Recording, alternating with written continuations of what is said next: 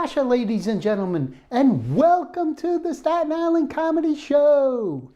We're going to have a great show for you tonight, so stay tuned. It's a virtual show.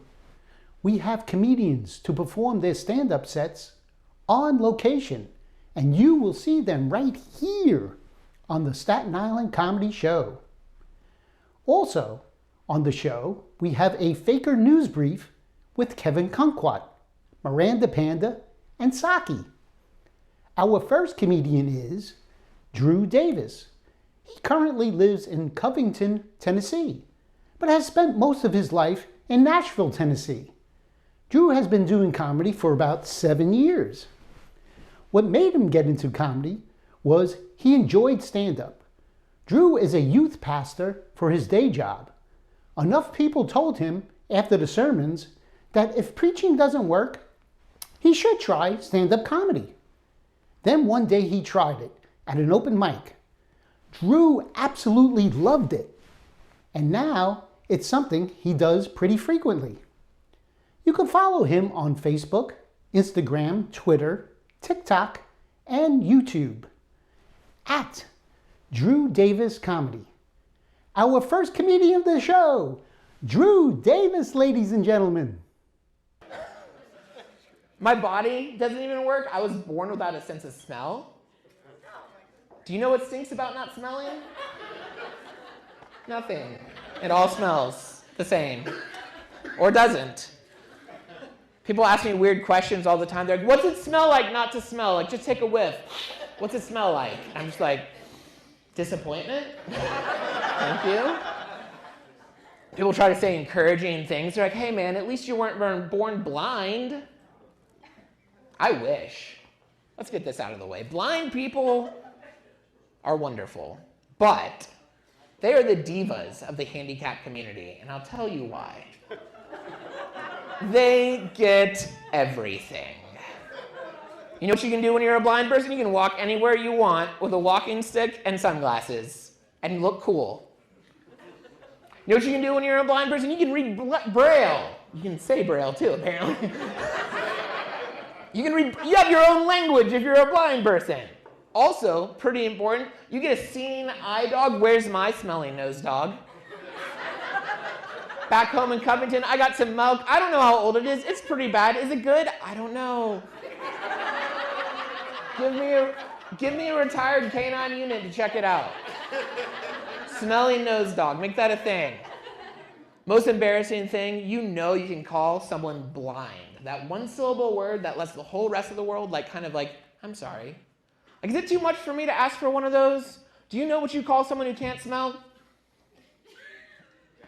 Sad, pathetic, lonely? No. The word is anosmia. But when I tell you I have anosmia, you're not sorry that I have anosmia and I can't smell. You're sorry I had to look that up before coming to tell you. You had to do a Google search. So to make people feel more sorry for me, I was like, I'm just going to change the word. I'm going to say I'm anosmic instead, right? And then they're like, that sounds like an eating disorder. Is that the eating disorder where you eat too much but never throw up because you look like you have that one? 40%. It's okay.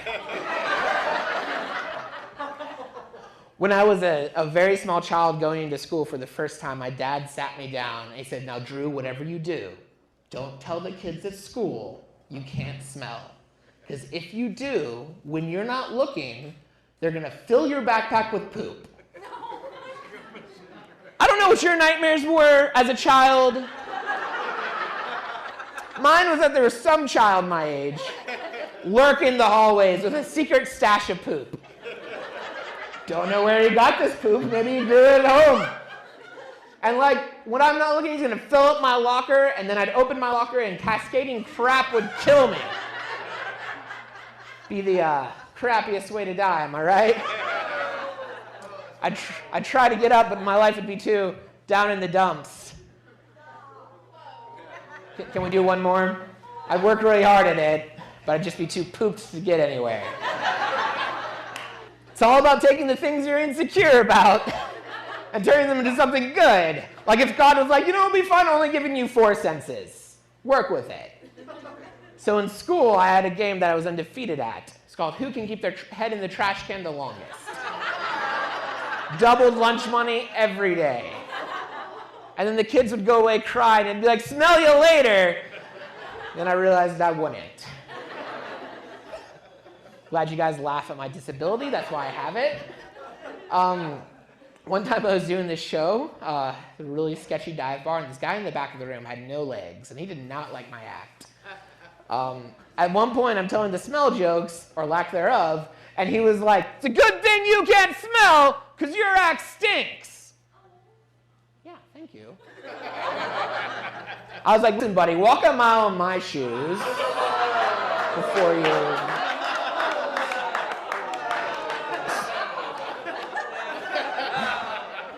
So now I can't perform at retirement homes, is what I'm saying.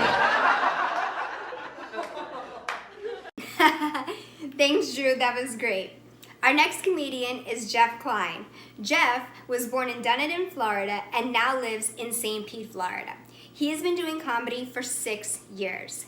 Jeff has always loved hosting events, and he even tried acting but was told to stop.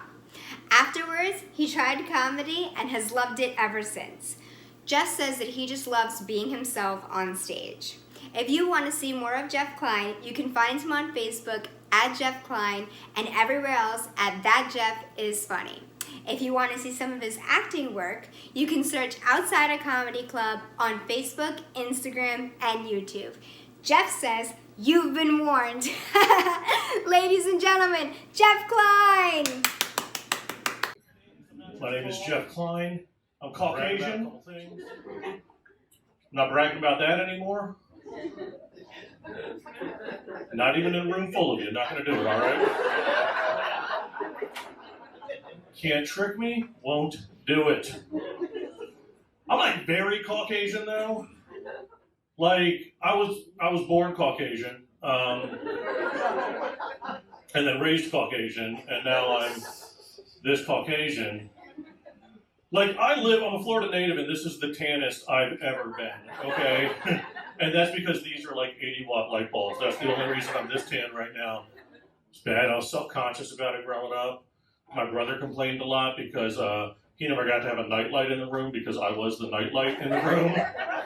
Poor Steve was like, can somebody turn Jeff down? This is annoying. It's bad. It's all self-conscious. And then I did the smart thing. I traveled. I went out there. And I went to Minneapolis, Minnesota. I was there for 1 day before I realized I am not a pasty white Floridian. I've been Minnesota tan this whole time. And that felt good.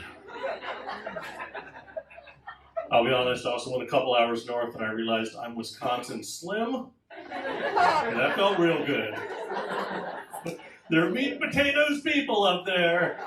Not mad at them. I get what I look like though. Like I've got mirrors at the house. I get it. Like I'm that intersection of fit and fat, right? Like I'm not one or the other. The best way to describe it is in that intersection, technically this shirt fits. Technically. But if I was to be arrested tonight or go on any roller coasters, everybody's going to see that fat. And that's not, I'm sorry, you're drinking. And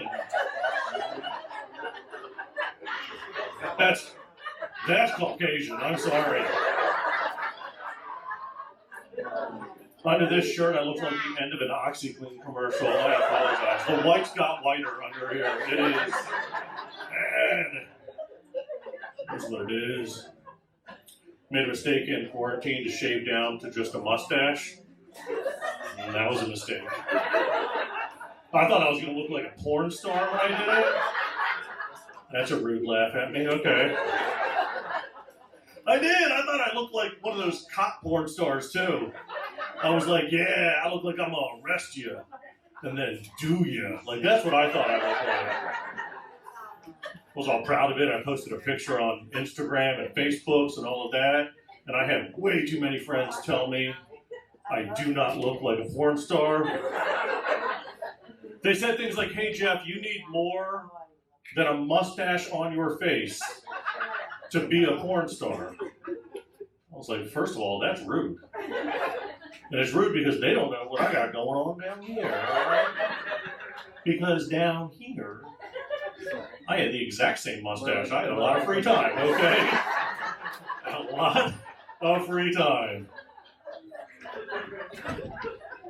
I did not look like a porn star, by the way. I think the best way to describe how I looked would be like, I looked like if Freddie Mercury got diabetes instead of, you guys get it, all right. First thing that happened to any guy in here that has a beard, if you shave down to a mustache, the first thing you do is find your chins that you lost. You're like, oh, that's where they are. Okay, I found them. That was uncomfortable. Because beards are great. Beards are great. Beards are like Spanx for men. That's what beards are. Yeah. Because every time we take them off, we remember just how fat we are, and that's uncomfortable. At the end of the day, the one thing a mirror has taught me is that I apologize to the people looking at me on profile, because I look like a 6, and that's what I got from it. What I mean is, I look like the number 6 is what I'm telling you right now. I have had those friends try to help me with this. They tell me things like, Jeff, you know, you can just eat less and work out more, right? And I've told those friends, you know, I can just get new friends, right? Because I have one friend who gets way into it. He's like, you need to work on your core. You need to work on your core. And I do not know what a core is. So I looked it up. 2 things have a core. Apples and the earth. And they're both round, so I'm killing it right now. That was great, Jeff. Now, let us move on to a segment we call Joking Around with Fred Rubino. Freddie Rubino here, from my basement in Bensonhurst, Brooklyn. Dear Uncle Vito, I sent you a game request the other day on Facebook. The game is called Criminal Case. Okay, it's a Facebook game, you moron. It's not a subpoena. Nobody's looking for you. You didn't have to leave town. You didn't have to pack and leave in the middle of the night. I would have gave you a heads up. What's the matter with you? Aunt Maria is worried sick. She thinks you're not eating. What are the odds of that? Come on. Next time you go on the lam, I told you, let Aunt Maria know. She'll make you a duffel bag full of food like she did the last 3 times. And put the money back in the bank. Every time you go on the lam, you clean out everything. You take the jewelry, you take all the money. Well, what do you think? They're giving chicken cutlets away? She goes to the meat market. She goes to the butcher. They don't just give you chicken cutlets. You got to buy them. Right? The poor woman hasn't had a lip waxed in a week. She looks like the guy from W.B. Mason. Put the money back. Come home. Italians on Facebook, get out of here. Go to fredrubino.net. See where I'm playing next. Hi, I'm Kevin Kumquat, and this is a Faker News Brief. There has been a report of an accident at the upholstery factory. A man fell into the upholstery machine. When I asked the EMT if the victim was okay, he said, don't worry, he's fully recovered. Also, on Staten Island, a courtroom reporter artist was arrested for an unknown reason. Details are sketchy. Moving on to the weather, filling in for our weatherman Sockie, who is on location covering the hurricane at the beach, here is Miranda Panda. Thanks, Kevin. So, as you guys can see from behind me, it's going to be very hot tomorrow, okay? It's going to be feeling like 400 degrees out there. Yikes! Now, if you're like me, you're not going to be happy about this. So, I wrote a rap song to show you guys how upset I am over the heat, okay? It goes like this. If it is hot, please do not fart, because the people on the street you will not be able to meet. And if you smell, they will tell you to go to hell. Woo! Okay, guys, I'm not a rapper. I'm a meteorologist, but I'm letting you know it's gonna be boiling. So keep those ACs on, stay inside, stay cool. Back to you, Kevin. Thanks, Miranda. Wow, 400 degrees. That's hot.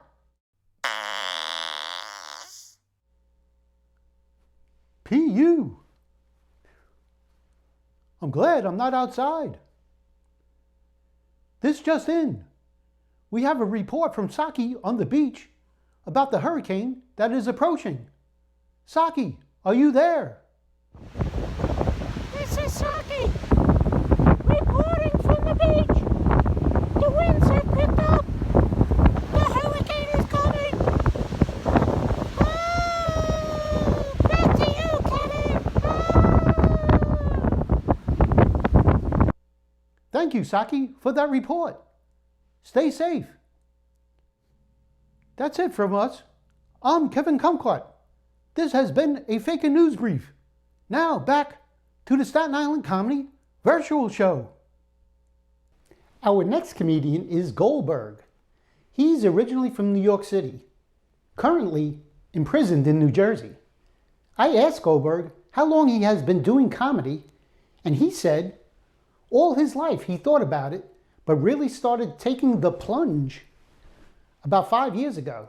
He said life made him get into comedy. If you can't laugh, why bother? I asked Goldberg where we can find him, and he said, well, telemarketers don't seem to have trouble finding him. But he guesses, for everyone else, Twitter, Goldberg, @Goldberg_comic. Our next comedian of the show, Goldberg, ladies and gentlemen.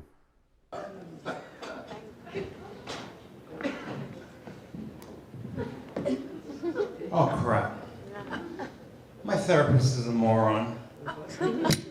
You know, I told him I'm going back on stage, been a long time, and I have a little stage fright. And he says, Steve, just imagine them all naked. Call me.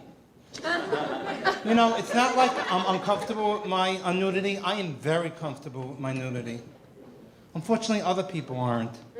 I actually made some money being nude. Everyone heard of the Naked Cowboy? Naked Cowboy? Yeah, remember?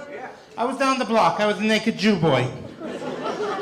They paid him to take his clothes off. They paid me to put mine on. I gotta be up here 6 minutes. Now, you think 6 minutes is a short period of time? It's a long time, 360 seconds. That's my entire sex life since 2012. And I'm including 53 seconds of a prostate exam. I like my doctor, she's cute. I know what you're thinking. New talent night, and this old fart gets on stage. I want to tell you something. 30 years ago, I had a dream. I was going to be on Saturday Night Live. I still have a very similar dream. Now I dream to stay awake to watch Saturday Night Live. And only pee once.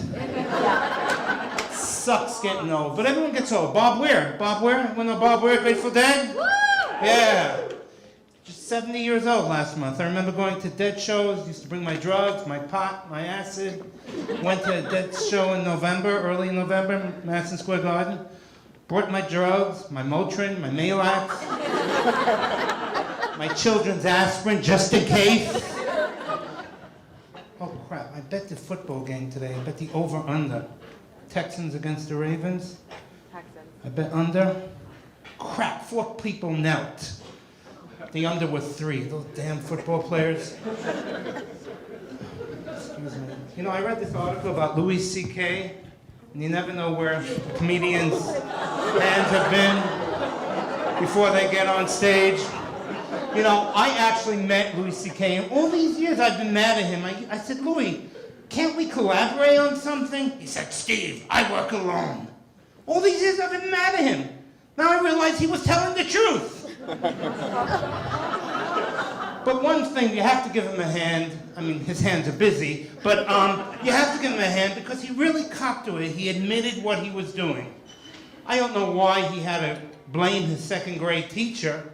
You heard this? He was a bully in class, and the second grade teacher said, Louis, from now on, keep your hands to yourself. So that's how that went. But really, it's getting very difficult to joke this day and age. Very difficult to joke. You got these crazy douchebag terrorists killing people, blowing themselves up. All over the world they're doing this. For what? For 72 virgins. That's what they want. They want 72 virgins. Well, I got some news for them. If there are 72 virgins in this world, or in the next world, they're all Jewish. Can you imagine it? Ahmad, this is where you take me? It's like a schwitz in here. Can we go to a movie? And look at you, you're in pieces. Your head's over there, your legs over there, your schwanz is over there. You want me to do what? Zelda, Raz, Eto, listen to this one. Listen to this big shot terrorist. He thinks he's gonna pop our cherry. We said no to doctors. We said no lawyers. We said no movie stars. We even said no politicians, and you know how hard that is. Now this schmuck thinks he's gonna pop our cherry? This guy's gonna have blue balls for eternity, let me tell you. I don't know, the older I get, the more Jewish I get. I'm like my mother. My mother was born in New York City, but she died with a European accent. It's like, Steve, where you going? Where are you going? I said, Ma, you were born in Shipsit Bay. What's with the there? Wasn't always like that. I dated some non-Jewish women. I dated a woman named Kathy, Catholic woman.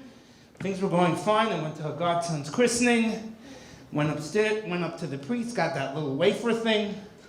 I asked for a smear of cream cheese. She didn't appreciate that. Even dated a black woman. We were actually engaged. Her name was Vanessa.